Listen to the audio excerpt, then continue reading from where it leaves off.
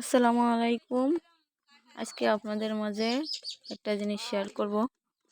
এটা হচ্ছে ঘরের ফ্লোর মুছনি কিভাবে তৈরি করবেন এবং খুব সহজে বাড়িতে কিভাবে নিজেরা বানিয়ে ফেলবেন। কোনো টাকা খরচ হবে না। একটা বোতল নেবেন, যতটুকু লাগে ততটুকু নেবেন। আমার এটা প্রথমে বড় হয়ে গেছিলো, অনেক বড়, 2 লিটারের বোতল। এটা বড় হয়ে গেছে, 2 লিটার না, এটা ছিল 5 লিটারের বোতল। তাই এটা দিয়ে মুছতে অনেক ঝামেলা হচ্ছিল। ঘরে ফ্লোরের যে জায়গাগুলো আছে, অল্প জায়গার ভিতরে ওই এত বড় একটা বোতল দিয়ে মোছা যাচ্ছিল না। পরে এটা কিছুদিন ধরে মোছার পরে ঝামেলা হচ্ছিল দেখে এটা পরে চেঞ্জ করার জন্য আমি ওর থেকে সবগুলোই খুলে নিচ্ছি, দড়ি যেগুলো ছিল। এটা আসলে বাজার থেকে কেনা ছিল, সেইগুলোর যে দড়িগুলো ছিল ওই থেকে খুলে আবার আমি ওইটা বানাইছিলাম। ওইটা থেকে আমি খুলে আবার নতুন করে এই বোতলটা কেটে নিচ্ছি। কেটে নেওয়ার পরে এটা এখন কাঁচি দিয়ে ফুটো করে নিচ্ছি, যাতে খুব সহজে এটা আমি বানাই নিতে পারি। আপনারা দেখতে থাকেন কত সহজে আমি এটা ঘর মুছনি বানাইছি। কাঁচি দিয়ে ফুটো করে নিচ্ছি অল্প অল্প করে। এরপরে দড়ি দিয়ে দেবো, আস্তে আস্তে করে ফুটো করে নিচ্ছি। এইভাবে ফুটো করতে যদিও কষ্ট হচ্ছিলো, তারপরে ফুটোগুলো অনেক ভালো হচ্ছিলো।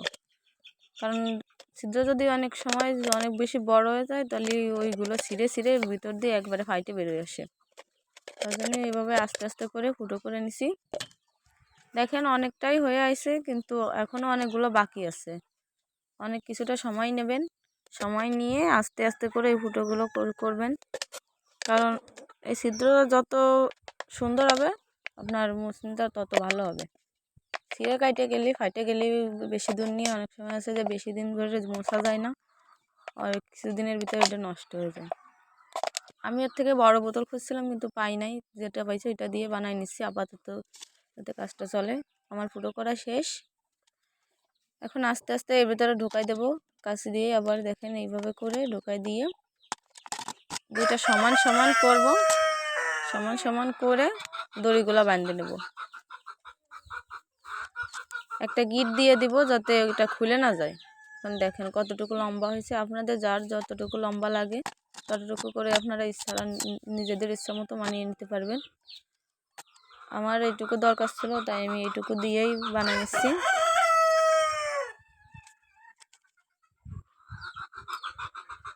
দেখেন অনেকগুলা দেওয়া হয়ে গেছে, এখনও উপর দিয়ে বাকি আছে, এগুলাও দিয়ে নেব।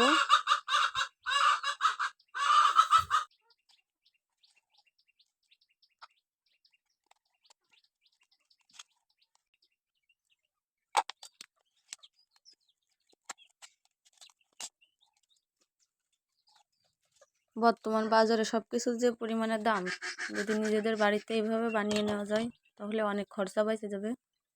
আর নিজেদের মনের মতো করে এটা বানিয়ে নিতে পারবেন। বাজার থেকে কিনলে প্লাস্টিকেরগুলো ভাঙে যায়। এই যে যেরকম আমি একটা কিনছিলাম, কেনার পরে এটা ভেঙে গেছে, 10-15 দিনও যায় নাই, ভেঙে গেছে। কিন্তু একটা বানাইছি, ওইটা আমার 1 মাস হয়ে যায়, কোনো সমস্যা না। একটা বানাবেন, বানাইলে অনেক দিন এভাবে চলে যাবে। অবশেষে প্রায় বানানো শেষ আমার, শেষ পর্যন্ত দেখেন।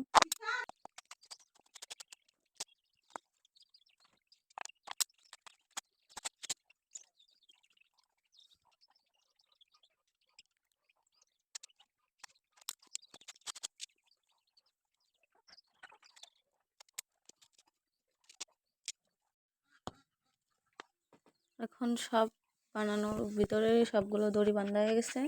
এবার ওর সাথে একটা লাঠি দিয়ে ওটা লাগানো লাগবে। যেটা ছিল আগেরটা ওটা হবে না, কারণ ওটা ফুটো অনেক ছোটো আর ওটা তো হচ্ছে বড়ো।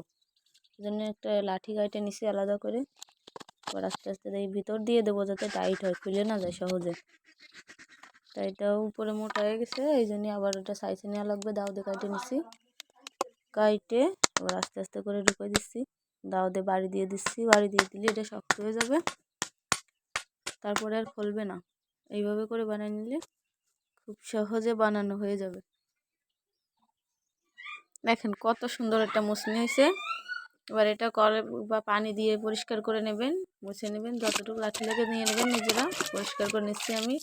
এখন এটা নিয়ে যাব মুছতে। কত সুন্দরভাবে এটা মোছা হবে। সবাই ভাবে বানিয়ে নেবেন।